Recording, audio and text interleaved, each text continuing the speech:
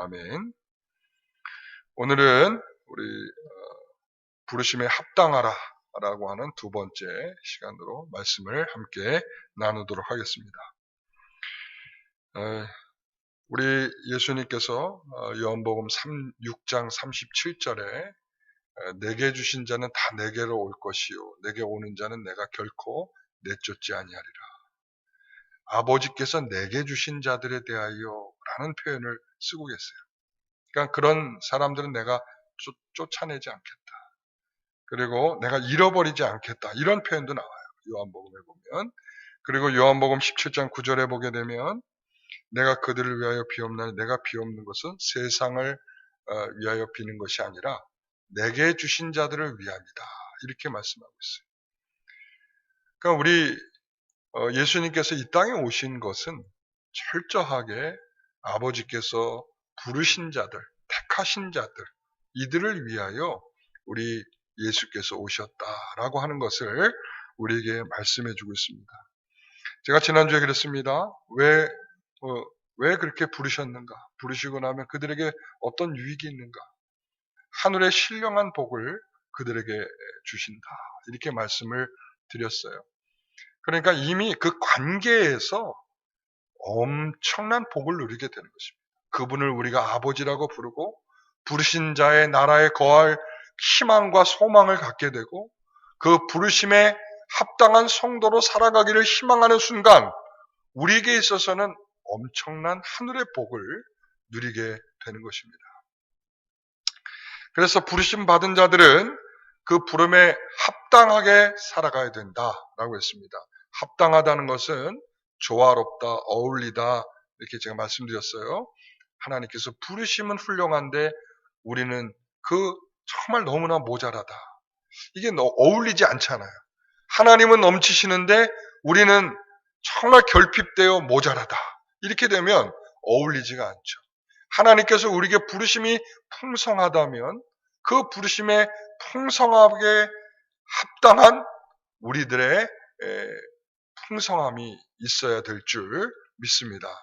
오늘 이 자리에 오신 우리 모든 성도님들에게 축복합니다. 하늘의 부르심에 합당한 성도들이 되십시오. 하늘의 부르심의 소망이 우리에게 풍성해지고 그 부르심에 우리가 모양을 제대로 갖춘 성도로서의 삶이 우리 가운데 더욱 충만해지기를 소원합니다. 그래서 오늘 우리는 그 부르심은 하나님께서 개인적으로 한 사람 사적으로 부르신 것이 아니라 이것은 주의 나라를 이루기 위한 하나님의 공적인 일인 것입니다. 그래서 다른 믿는 자들도 동일하게 부르시면서 뭘 이루도록 했냐면 공동체를 이루도록 하셨어요. 교회를 이루게 하셨죠. 주님의 몸된 교회를 이루기 위해서 수많은 사람들을 하나님께서 부르셔서 이렇게 우리를 교회의 공동체로 모이게 했었어요. 그래서 우리는 새로운 정체성을 갖게 됐습니다. 여러분 주민등록들 다 갖고 계시죠? 주민등록증. 주민등록증이 바로 여러분의 정체성이에요. 그래서 아이덴티티 카드라고 부르죠. 영어로는. 그러니까 신분증이 여러분의 정체를 확인해주는 내용이 들어있어요. 거기에 보면 몇 년도에 태어났느냐, 그리고 어디에서 태어났느냐, 여러분들 그 앞에 생일 지나고 나면 그 뒤에 번호 있죠? 그 1번이냐 2번이냐에 따라서 남자냐 여자냐, 그리고 또한 지역에 따라서 그 뒤에 자리들의 번호들이 이렇게 바뀌어지게 되는 거죠. 그러니까 그 번호 안에는 단순한 번호가 아니라 태어난 우리 연도, 날짜, 남자, 여자, 지역 이런 것들을 다 포함하고 있죠. 그리고 우리가 지금 살고 있는 주소도 들어있고 여러 가지 우리들에 대한 정보, 심지어는 우리들의 모두 들어있어요. 이게 뭐예요? 이게 지문, 우리들의 지문까지도 이렇게 들어있지 않습니까? 그러니까 우리들의 모든 정보, 그래서 우리들의 정체성이 그 안에 담겨 있는 것처럼 하나님께서 우리를 정체성을 이렇게 에베소서 1장부터 3장까지 이렇게 담아 놓고 난 다음에 그런 정체성을 가진 사람들이 어떻게 살아가야 되느냐, 그 새로운 정체성의 그 부르심에 합당한 삶이 어떤 거냐라고 하는 것을 이제 구체적으로 오늘 2절의 말씀에 우리에게 들려주고 있는 것입니다. 같이 읽어보겠습니다. 모든 겸손과 온유로 하고 오래 참음으로 사랑 가운데서 서로 용납하고, 자, 4가지를 기억하셔야 합니다. 이 4가지. 자, 4가지 그러니까 싸가지하고 이렇게 연상이 되네요. 4가지. 자, 첫째는 뭐라고요? 겸손. 두 번째, 온유. 세 번째, 오래 참음. 네 번째, 서로 용납. 자, 여러분, 이 4가지가 굉장히 중요해요. 이 4가지 중에 3가지는 예수님의 뭐와 통하냐면 예수님의 성품이에요. 예수님의 성품. 자, 온유하고 겸손하니 그러잖아요. 그죠? 예수님이 온유하고 겸손하니. 그 다음에 그 다른 데서는 뭐라고 표현하고 있냐면 그 말씀을 온유하고 겸손 대신에 온유하고 관용 이렇게 표현해요. 그러니까 3가지가 이 안에는 예수님의 성품이라고 말할 수 있는 거죠. 아, 그렇구나. 이게 그 다음에 한 가지는 하나님의 성품을 표현할 때 쓰는 표현이에요. 오래 참음. 오래 참음. 그러니까 이 4가지는 모두 다 어떤 것을 대신해 주고 있냐면 하나님 혹은 예수님의 뭐라고요? 성품이시다. 그러니까 우리가 부르심에 합당하다라고 하는 것은 그분의 성품으로 다듬어져 가는 것을 말하는 거구나 라고 하는 것을 알 수 있어요.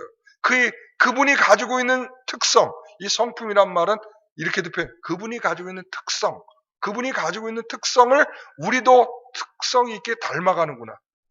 여러분, 오늘 그래서 그런 차원에서 이 4가지는 여러분 이렇게 이해하시면 좋아요. 자, 하나님께서 우리의 정체성에 합당한 것으로 이런 성품이 있어야 된다라고 말하는 이유가 뭐겠습니까? 그것은 우리가 한 사람이 부름을 받은 것이 아니라 이 공적인 부르심은 교회를 이루도록 하는 부르심이란 말이죠. 그러니까 이 교회를 이루도록 하는 이 부르심은 한 사람이 아닌 공동체를 이루게 된단 말이에요. 그래서 이 공동체를 이루기 때문에 다 어떻게 했어요? 우리가 다 생긴 모양도 다르고 하는 행동도 다르고 태어난 지역도 다르고 생각하는 것도 다르고 모든 것이 참 많이 다르단 말이에요. 그렇죠? 그 다른 사람들이 모였는데 그 다른 사람들이 하나의 정체성 안에 들어올 때에 얼마나 그 정체성 안에서 이게 삐그덕거리는 일이 많겠어요. 뻔한 거 아니겠습니까? 그렇지 않아요? 우리가 가족끼리만 살아도 이 가족 안에서 얼마나 서로 다툼들이 많아요. 네? 별것도 아닌 거 가지고 말이죠. 그러나 그런 다툼이 일어나는 거 뭐냐면 서로가 생김새가 다르고 생각이 다르고 그렇단 말이에요. 그렇기 때문에 그것을 어떻게 하나로, 그 다음 이제 3절에 있는 것처럼 어떻게 하나로 만들어 갈 것이냐 라고 할 때에 먼저 우리에게 주는 게 뭐냐면 그리스도의 성품, 하나님의 성품을 닮아가라 이런 말이죠. 사랑하는 성도 여러분, 우리가 다 개인의 독특함이 있어요. 여기 그래서 다 자존심도 있고 자기가 가진 자부심도 있고 이 모든 것들이 그래도 자신에 대한 어떤 좀 드러내고 싶은 마음들도 다 있단 말이에요. 그런데 오늘 이 에베소를 통해서 바울이 우리에게 주려는 생각은 뭐냐면 그걸 좀 깎아야 된다. 그걸 좀 깎아서 그 하나의 바운드리 안에, 하나의 영역 안에, 하나의 공동체 안에 들어올 수 있도록 좀 깎아야 된다라고 지금 말해주고 있는 거예요. 그러기 위해서 뭐가 있어야 될 거 아니에요. 뭐 어떤 틀이 있어야 될 거 아니에요. 그 틀이 뭔가 하면 이 4가지인 거예요. 다시 한번 우리 4가지를 해봅시다. 뭐라고요? 겸손과 온유와 오래 참음과 관용, 서로 관용하는 거, 네? 용납하는 거. 자, 다 외우셨죠? 너무나 중요한 이야기예요. 예수님의 성품이면서 하나님이 가주신 성품이다. 자, 그래서 먼저 첫 번째는 겸손입니다. 모든 겸손. 겸손은 좀 전에 말씀드렸어요. 예수님의 성품이기도 하고. 자, 이것은 창조로서 하늘의 보좌에 계셔야 하는데 그것을 버리고 이 땅에 오셨잖아요. 그래서 그것을 버리고 내가 종의 형체로 이 땅에 오셨다라고 얘기를 하늘의 영광을 버리시고 종의 형체를 가지고 이 땅에 오셨다. 이게 얼마나 큰 겸손이십니까? 그러니까 예수님은 나는 겸손하다 하지 않으셔도 너무나도 겸손하신 분이에요. 예. 그래서 이 겸손이라고 하는 것은 결국 뭔가 하면 이 연합을 이루는데 하나가 되는 데 있어서 굉장히 중요한 요소라는 것을 알 수 있게 해요. 왜냐하면 그리스도의 본질적인 것이며 우리의 정체성이기도 하니까요. 그러나 우리가 생각해 봅시다. 이렇게 하나됨을 방해하는 것 중에 대표적인 게 뭐예요? 겸손의 반대죠. 어떤 겁니까? 교만이죠. 항상 뭔가 하면 이 공동체의 아름다움을 손상시키고 서로가 하나 되는 일을 계속적으로 방해할 때 나타나는 현상은 다른 거 별로 없어요. 대체적으로 교만해서 그래요. 교만해서. 교만하거나 오만하거나 그럴 때. 우리 보십시오. 그래서 성경에 보면 하나님께서 뭐라고 말하냐면 교만이 오면 욕도 같이 온다. 욕도. 예? 그리고 이사야서 2장 11절에 보면 교만한 자가 굴복되며 교만한 자를 하나님께서 꽉 꺾어내시기 때문에 그들은 결과적으로 굴복될 것이다. 12절에 이어서 같이 한번 읽어보겠습니다.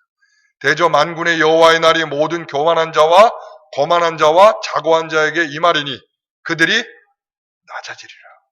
그러니까 하나님께서 이 교만한 자들로 인해서 이 공동체가 훼손이 되기 때문에 하나님은 이들에 대하여 박사 꺾어야 된다라는 생각을 하나님이 분명히 우리에게 말씀하고 계시는 거죠. 여러분, 베드로는 소아시아의 믿는 자들에게 편지하면서 베드로전서 5장 5절에 이렇게 말하죠. 같이 한번 읽어봅니다. 젊은 자들아 이와 같이 장로들에게 순종하고 다 서로 겸손으로 허리를 동이라. 하나님은 교만한 자를 대적하시되 겸손한 자들에게는 은혜를 주시느니라. 아멘. 하나님께서 이렇게 겸손과 교만을 대조적으로 사용하고 계시다는 말씀이죠. 여러분, 그래서 우리에게 이 젊은 자들아 그러면서 이 베드로가 뭐라고 권면해주고 있어요? 서로 겸손으로 여긴 허리를 동이라 이렇게 되어 있는데 원어 성경에 이렇게 되어 있어요. 옷을 입어라 이렇게 되어 있어요. 완전히 바꾸라는 거예요. 바꾸라는 거. 그냥 허리를 묶는 정도의 수준이 아니라 옷을 바꿔 입으라는 거예요. 바꿔 입으라. 너희들이 입고 있는 옷을 다 벗어버리고 온유한 이 겸손함의 옷을 바꿔 입으라 이런 말이에요. 여러분, 그래야 하나님께서 이 겸손한 자들에게 주는 유익과 복이 엄청나기 때문에 이 베드로는 우리에게 그렇게 말씀해주고 옷을 바꿔 입어라. 겸손의 옷을 입어라. 혹시 교만한 옷을 입고 있습니까? 뭐라고 말하죠? 교만하면 하나님께서 대적하신다. 이것은 하나님이 우리에게 준 성품이 아니에요. 교만한 것은 하나님이 우리에게 주시는 성품이 아니에요. 하나님은 우리에게 겸손한 성품을 갖게 하시는 줄 믿습니다. 이사야서 66장 2절에 가서 보게 되면 이렇게 말하죠. 이 중간에 보면 이렇게 되어 있어요. 무릇 마음이 가난하고 심령에 통해하며 내 말을 듣고 떠는 자 그 사람은 내가 돌보려니와 이렇게 됐어요. 여기서 보면 무릇 마음이 가난하고 이렇게 되어 있죠. 이 마음이 가난한 게 뭔가 하면 겸손이에요. 실질적으로 겸손이라는 단어인데 이렇게 번역을 했어요. 무릇 마음이 가난하고 이렇게 됐단 말이죠. 그러니까 마음이 가난하다. 우리가 이거 어디서 많이 봤던 구절이네요. 그죠? 어디서 많이 봤어요?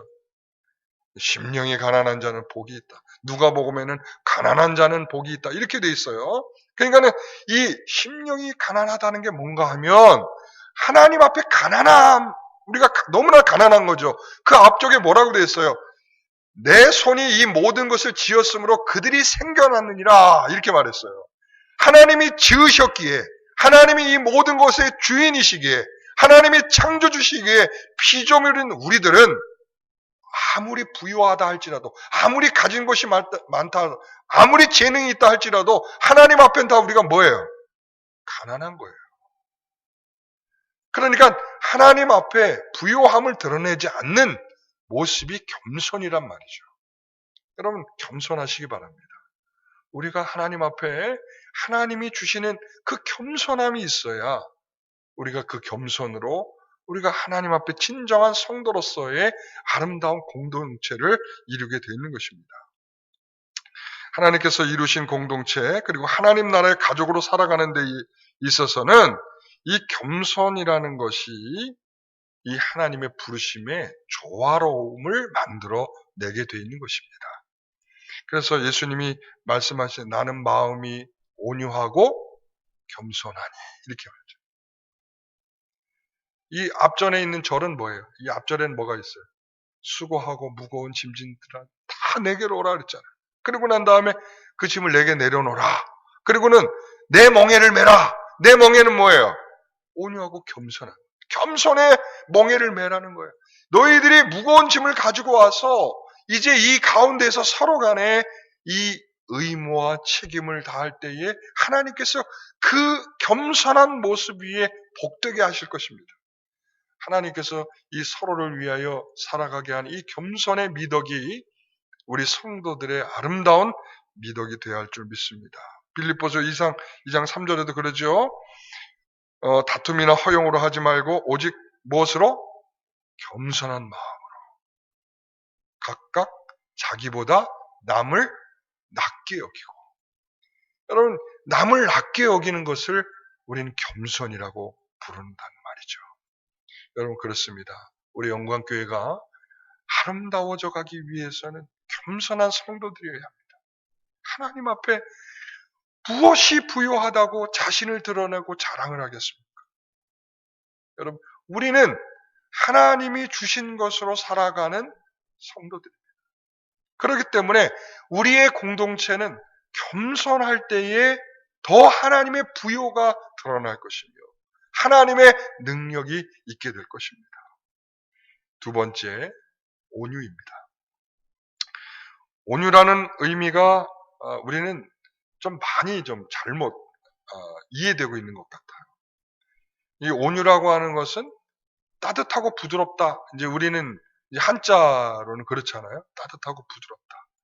그런데 이게 약한 사람에게 대체적으로 좀 표현돼.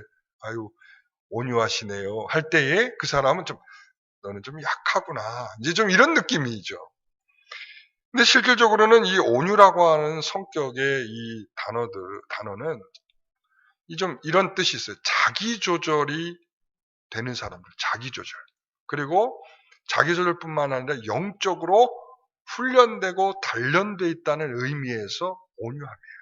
그러니까 이것은 사람들 앞에 대인적 온유가 아니라 실질적으로는 하나님에 대한 온유인 거예요.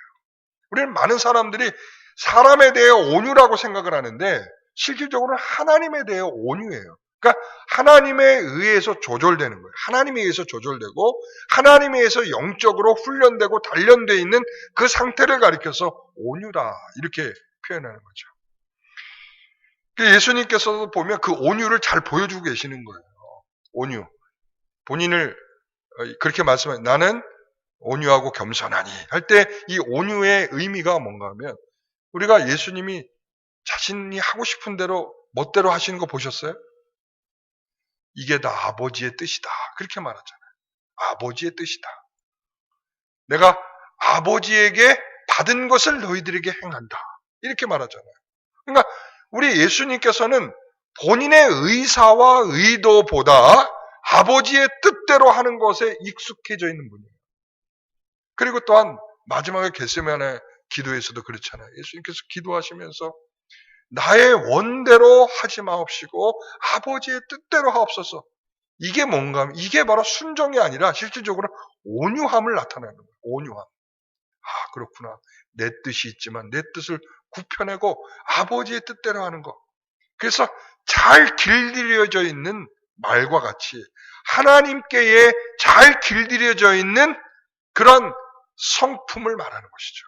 그러니까 당연히 개인의 모든 관계가 무엇으로 이루어지겠습니까?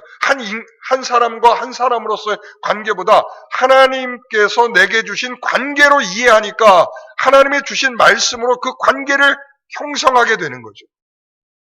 우리의 감정대로 하지 않고. 우리 감정대로 하지 않고. 우리가 감정대로라면 누구는 믿고 누구는 좋고가 나타날 텐데 그게 아닌 것은 하나님께서 우리에게 주신 도리와 성도들의 관계와 하나님께서 주신 이웃의 관계의 모든 의미들을 내가 품고 있기 때문에 내가 하고 싶은 대로는 미워하고 내가 하고 싶은 대로는 그 감정대로 풀어가는 것이 나에게 마땅하지만 그 감정을 삭혀내는 이유는 우리가 하나님 앞에 온유한 성도이기 때문이죠. 많은 우리가 교회 안에서 나타나는 이 공동체를 훼손시키는 많은 일들 중에 하나는 뭐냐면 온유하지 않기 때문이에요. 하나님께 길들여져 있지 않고 우리의 감정대로 모든 것을 풀어가기 때문이다. 이런 생각이 듭니다. 근데 이런 실수는 누구나 다 많이 하는 것 같아요. 저도 마찬가지고. 그래서 어떻게든 하지 않으려고 우리가 정말 발버둥 치고 싸워내야 되는 우리들의 싸움이기도 한 것 같아요. 왜냐하면 감정이 빠르거든요. 하나님의 말씀이 뭐냐를 생각하기보다 이미 내 마음속에 불뚝 올라오는 감정이 먼저이기 때문에 그런 감정을 잘 조절하고 다스리는 것이 얼마나 중요한 내용인지 모르겠어요. 그렇죠? 우리 성도님들 그렇죠? 어떻습니까? 저만 그렇습니까? 우리가 다 그런 상황에 놓여 있는 것 같아요. 그래서 시편 25편 9절 말씀 한번 같이 읽어보겠습니다. 온유한 자를 정의로 지도하시며 온유한 자에게 그의 도를 가르치시리로다. 아멘. 여러분 쇠기의 경읽기 이런 말 있잖아요. 그렇죠? 아무리 거기에다가 얘기를 해봤자 걔가 뭘 듣겠어요. 우리가 벽에다 대고 말하지 않잖아요. 계속 말해봤자 그 벽이 뭘 흡수를 하고 뭘 들을 수 있겠어요. 그렇죠? 그런 것처럼 오늘 하나님께서 우리에게 누구에게 지도하고 누구에게 이 도를 가르치느냐 하면 누구에게 가르친다고 그래요? 온유한 자에게 그 도를 가르친다. 왜 그렇습니까? 그 도를 충분히 흡수해내고 그 도대로 살아가려고 그 진리대로 살아가려고 그 진리 때문에 멈추고 그 진리 때문에 행하는 그런 신실한 성도로 살아가는 성도들이 그렇게 길들여져 가고 있기 때문에 하나님께서 그런 성도들에게 계속적으로 그 진리를 가르치시는 거죠. 오늘 우리 귀한 성도들, 오늘 하나님께서 우리에게 말씀을 계속 들려주시는 이유는 우리가 그렇게 하나님의 온유한 성품으로 계속 길들여져 가기를 원하고 계시는 줄 믿습니다. 우리는 다 하나님의 사람으로 살아가기를 희망하는 것이지 우리들의 독자적인 존재로 우리가 그것을 과시하기 위해서 교회에 모여진 것이 아닙니다. 초대교회 성도들을 보게 되면 우리 한국교회 초대교회 성도들을 보게 되면 우리는 그 시대 조선시대의 말기인데 그때 되면 상전과 다 뭐가 있었어요? 종들이 있었잖아요. 그런데 너무 놀라운 것은 교회에 들어오면 그게 뒤집어질 수가 있다는 거예요. 종이 장로가 되고 주인은 집사가 되는 그 뒤집어지는 현상들이 나타나는 거죠. 그런데 훌륭한 성도들은 그 뒤집어지는 상황에서도 겸손하게 그 종이 장로된 것을 존중하고 존경하고 하는 일들이 교회 안에서 나타나더라는 거죠. 어떻게 그런 일이 가능할까요? 주인과 종이 있는 시대에 우리가 안 살아봤기 때문에 그것이 얼마나 엄격하고 얼마나 구분되어 있는지에 대한 이해가 우리가 아직 부족하기 때문에 잘 이해할 수 없는 일일 수 있습니다. 그런데 그것이 뒤집어져서 교회에서 이루어질 수 있다. 왜 그럴까요? 하나님의 말씀이 누구에게 어떤 사람을 천하고 어떤 사람을 귀하게 여기지 않고 모든 사람을 동일하게 보며 모든 사람을 동일하게 부르시며 모든 사람을 동일하게 세워가시는 하나님의 의도가 있음을 분명하게 성경은 밝히고 있기 때문에 그것을 그 도를 깨닫는 성도들은 그것을 따라갈 수밖에 없는 것이죠. 여러분 그래서 교회 안에 본인이 알고 있는 사회적 이해를 자꾸 접목시키려고 해서는 안 돼요. 하나님의 진리가 무엇인지를 생각하고 그 하나님의 말씀으로 우리가 교회를 잘 이렇게 이끌어 가야지. 그런 것들을 전부 다 세상의 이치로 자꾸 끄집어들여서 그런 것으로 뒤바꿔버리게 되면 교회의 질서가 깨지게 되는 거죠.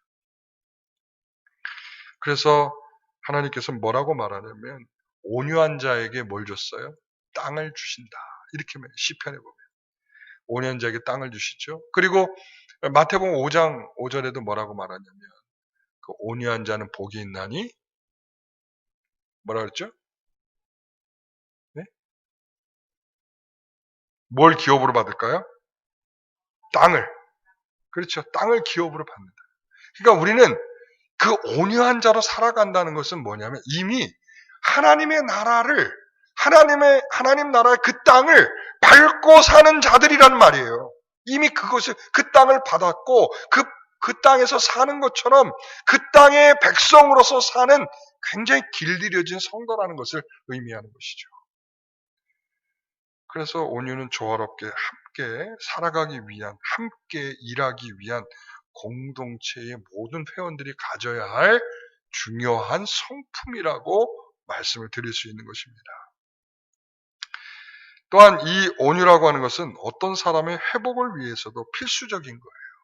그러니까 어떤 사람이 뭔가를 잘못했어요. 그 잘못했을 때 그 사람에게 어떻게 해야 될까요? 여러분, 공의적으로 우리가 해야 되기도 합니다. 공의적. 이것은 이게 옳습니다. 라고 말해 주기도 해야 됩니다.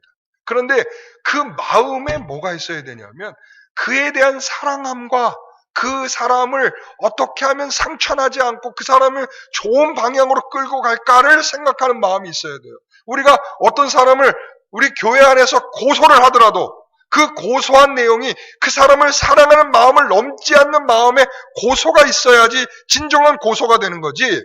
정말 미움과 밀어내고 없애겠다 이런 마음으로 고소를 하게 되면 그거는 하나님이 우리에게 제시하는 바가 아니에요.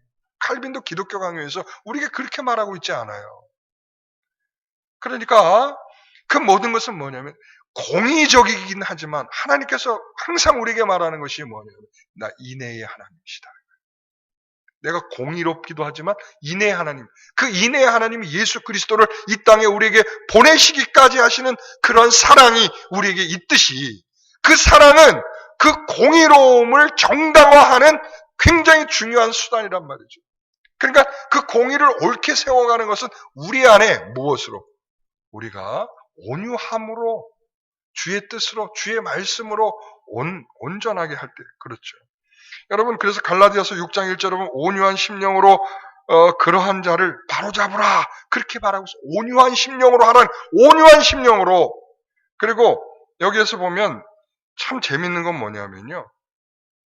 이 분노, 화로 하는 것은 기독교 공동체 안에서 절대로 관계를 훼손하는 일들이 될 텐데 이 에베소에서 계속 보게 되면 4장 26절에 분을 내어도 죄를 짓지 말며 해가 지도록 분을 품지 말라. 4장 31절에는 노함과 분냄을 버려버리고 라고 말하고 있어요. 바울은 계속적으로 여러 차례 반복적으로 뭘 말하 경고하고 있어요. 분을 내지 말고 뭘로 하라고요? 온유함으로 하라는 거예요. 온유는 주님께서 길들여지고 있는 의미이고요. 하나님께 길들여지지 않으면 분노함으로 살아가게 될 것입니다. 그래서 그 다음이 오래 참음 이렇게 되는 이유가 거기에 있는 것입니다. 그 다음에 오래 참음 그것은 이제 다음 주에 해야 할 것 같아요. 다음 주에. 오늘은 온유함까지. 그러니까 이 온유와 오래 참음은 연결되어 있어요. 그 이유가 이제 다음 주에 말씀드리겠습니다. 여러분, 자 오늘은 두 가지 했습니다. 첫째 뭐죠? 예, 겸손과 온유. 그 다음엔 오래 참음, 그리고 서로 용납하라. 여러분, 이 네 가지가 우리가 가지고 있는 정체성의 이 공동체를 서로 아름답게 살려가는 중요한 성품들이다. 하나님의 성품이고 또한 우리 그리스도 예수의 성품이다. 그것을 우리가 맞잡고 살아가는 것이 하나님의 나라를 이루는 굉장히 중요한 내용들이다. 라고 하는 것으로 말씀을 맺겠습니다. 기도하겠습니다. 사랑이 많으신 하나님 아버지, 오늘 이 시간도 오늘 사도 바울을 통하여 우리에게 주시는 이 놀라운 메시지를 우리의 마음에 품고 그 나라를 위하여 살아가는 성도들로서 부르심을 받은 것을 기억하고 그 부르심에 합당한 성도로 이와 같이 겸손과 온유로 오래 참음과 용납하는 것으로 서로 아름답게 우리 영광교회를 이루어 나가기를 소원합니다. 주여 역사하여 주옵소서. 예수님의 이름으로 기도하옵나이다. 아멘.